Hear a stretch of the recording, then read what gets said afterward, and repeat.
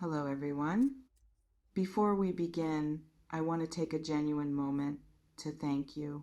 Thank you for being here, for the trust you place in this space, for the comments that build this community. I read them, I feel them, and I am deeply grateful. To those of you who are new here, welcome. You are exactly where you need to be. Let's take a breath together and let's begin. There is a weight you have been carrying that does not belong to you.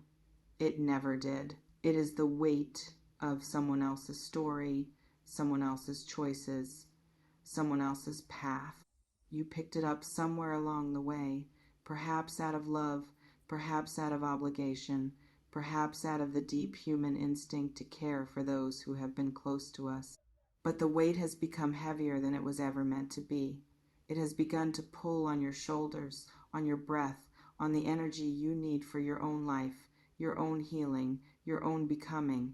And there is something in the air right now, a shift in the atmosphere around you that is asking you to notice this weight, to feel it, and then to finally consciously put it down. This is not about coldness. This is not about abandoning compassion. This is about the profound spiritual truth that you cannot carry what is not yours to carry without losing yourself in the process. There is a difference between holding space for someone and becoming the container for their life. There is a difference between caring and carrying, and the energy we are sitting with now is pointing directly at that distinction. It is asking you to look at where your energy has been going, where your thoughts have been living, where your attention has been anchored. And it is asking you to ask yourself one question: is this mine? When we have loved someone, when we have shared history with someone, when we have invested our hearts in a connection that eventually shifted or ended, it is natural to remain aware of their presence in the world. It is human to wonder, to care, to hope that they are well, but there is a line where caring becomes obsession, where hoping becomes hoping at the expense of your own peace, where the story of their life becomes more important to you than the story of your own. And the energy in this moment is drawing a bright, clear line beneath your feet, asking you to see where you stand in relation to that boundary. You see, the most loving thing you can do for someone you once loved is to release them into their own journey, to trust that their path, whatever it holds, is theirs to walk, not yours to manage, not yours to fix, not yours to lose sleep over. When you hold on to someone in your energy, when you keep them tethered to your thoughts, your worries, your what ifs, you are not helping them. You are keeping them bound to a version of you that is not free. And you are keeping yourself bound to a version of them that is not yours to hold. The release is not a rejection. The release is a recognition. Recognition that their life is theirs, that their choices are theirs, that their healing, their challenges, their journey belong to them in a way that you cannot touch, cannot change, cannot control. This is where the instruction to think more about yourself becomes essential, not as an act of selfishness, but as an act of spiritual hygiene. When you have been oriented towards someone else's life for so long, turning back toward yourself can feel strange, even uncomfortable. It can feel like you are abandoning them, like you are being cold, like you are failing some unspoken contract of care. But what if the contract was never valid? What if the role you have been playing, the caretaker, the worrier, The one who holds space even when it costs you your own peace was a role you were never meant to play. What if the most powerful thing you can do is to lay that role down, to step out of the costume, and to return to the simple, radical act of living your own life? This is not about what is happening in anyone else's world. This is about what is happening in yours. The energy is asking you to look at the places where you have been outsourcing your peace, the places where your sense of stability has been tied to someone else's condition, someone else's choices, someone else's well-being. That is not peace. That is a hostage situation. And you are the one holding the key to your own release. There is a subtle but profound shift available to you in this moment. It is the shift from reactive to responsive, from being pulled by the currents of someone else's life to anchoring in the deep water of your own. It is the shift from asking, what about them, to asking, what about me? Not from a place of narcissism, but from a place of honesty. Because the truth is, you have been neglecting yourself. You have been pouring your energy into a direction that does not pour back. You have been giving your attention to a story that does not have you as the main character. And the cost of that has been your own peace, your own clarity, your own forward momentum. Think about the last time you made a decision based entirely on what you needed, without filtering it through the lens of someone else's situation. Think about the last time you gave yourself permission to not carry the weight of someone else's choices. Think about the last time you said, "This is not mine," and meant it. If that feels distant, if that feels unfamiliar, then the work of this moment is clear. It is the work of returning to yourself, returning to your own life, returning to the simple, profound truth that your energy is precious, your attention is sacred, and your peace is non-negotiable. The energy we are sitting with is not about what anyone else is facing.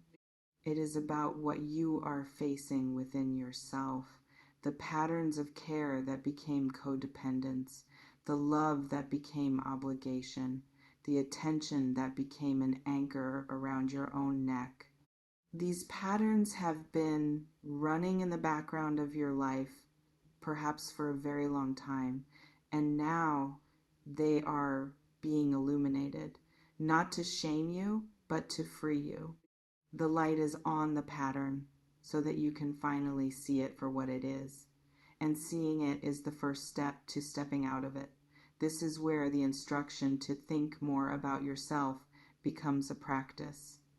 Not a thought, but a practice. It is the practice of asking in every moment, what do I need? Before asking, what do they need? It is the practice of placing your own oxygen mask before assisting others. It is the practice of recognizing that you cannot give from an empty well, and that your well has been drained by a lifetime of pouring out without receiving. The refilling of that well is your work now, not as a luxury, but as a necessity. Not as something you will get to when there is time, but as the priority that everything else depends on. There is a deep, quiet permission being extended to you in this moment. Permission to stop, permission to release, permission to let the story of someone else's life be theirs to write, theirs to navigate, theirs to hold. Permission to turn the full force of your attention back to the only life you are actually responsible for, your own. This permission has always been available, but perhaps you have not been ready to take it. Perhaps you have been waiting for a sign that it was okay. Consider this your sign. It is okay. It is not only okay, it is necessary. Your soul did not come here to be the supporting character in someone else's drama. Your soul came here to live its own life, to learn its own lessons, to grow its own garden, to shine its own light. And the light has been dimmed by the weight of what was never yours to carry. So let us speak of release. Release is not forgetting. Release is not pretending the history did not matter. Release is not hardening your heart. Release is the conscious, deliberate act of returning what was never yours to its rightful owner. Their journey, their choices, their consequences, their healing, their path, all of it back to them with love, with respect, with the acknowledgement that you did your best with what you knew, but now you know something new. You know that your energy has limits. You know that your peace is not negotiable. You know that you cannot carry someone else's life without dropping pieces of your own. And you are choosing in this moment to pick up those pieces, to gather them back to yourself, to rebuild your own life from the ground up with you as the foundation. This is not a one-time decision. It is a practice. Every time your mind drifts back to their story, you gently bring it back to yours. Every time you feel the old pull of worry, you ask yourself, is this mine? And if the answer is no, you let it go. Not by force, but by breath. Not by suppression, but by redirection. You breathe in your own life. You breathe out what is not yours. You do this again and again and again until the pattern loses its grip, until the weight lifts, until you wake up one day and realize that your thoughts are your own again, that your energy is yours again, that your life is yours again. And when that day comes, you will see something clearly. You will see that you were never responsible for the outcomes of someone else's choices. You were never meant to carry the weight of someone else's journey. You were meant to walk your own path, to learn your own lessons, to become the fullest expression of your own soul. And that path, that lesson, that expression has been waiting for you. It has been waiting for you to put down what was never yours so that you could finally pick up what is. So think more about yourself, not as a punishment to anyone else, not as a rejection of love.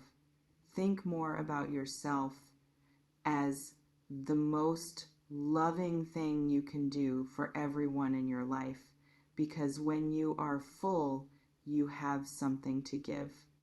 When you are grounded, you have something to offer.